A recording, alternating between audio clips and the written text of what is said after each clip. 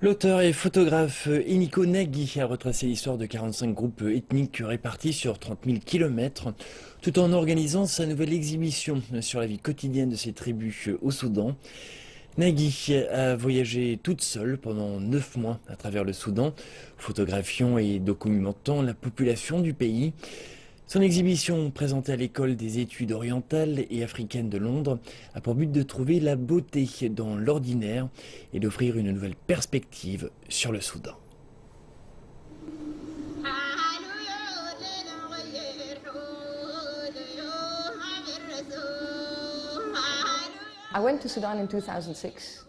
Je suis allée au Soudan en 2006. J'étais travailleuse humanitaire pendant 2 ans et demi et ensuite, au lieu de rentrer chez moi, j'ai décidé d'écrire un livre. Je voulais que ce livre raconte la vie des Soudanais, c'est-à-dire qu'il soit axé sur leur philosophie de vie, sur ce qu'ils pensent, sur le sujet de conversation, sur ce qu'ils voient et ce qu'ils entendent. J'ai donc décidé de documenter leur quotidien, des moments ordinaires à la transmission orale.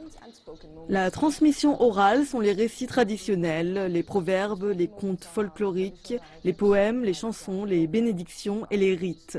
En fait, tout ce qu'ils utilisent dans leur vie quotidienne. Les images témoignent du quotidien et des moments ordinaires qui ne sont pas dignes d'une attention médiatique.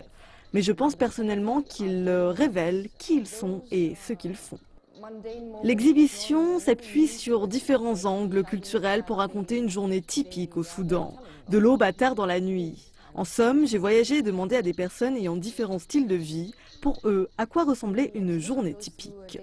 J'ai parcouru 30 000 kilomètres, documenté et photographié le genre narratif de 45 tribus. Ils sont effectivement tous très différents et possèdent tous leur propre expérience du Soudan. Malgré cela, quand on les met tous ensemble, il y a des aspects qu'ils ont en commun et je pense que c'est parce que les personnes qui vivent à proximité s'influencent mutuellement. Il y a une culture soudanaise qui est reflétée à travers cette diversité. Parfois, elle s'estompe et se cache.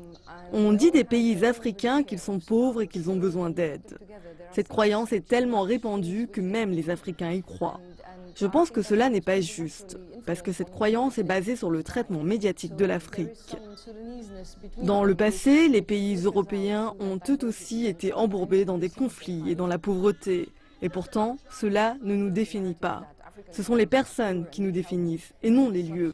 C'est la raison pour laquelle chaque pays mérite d'être connu pour tout ce qu'il y a de plus beau chez eux.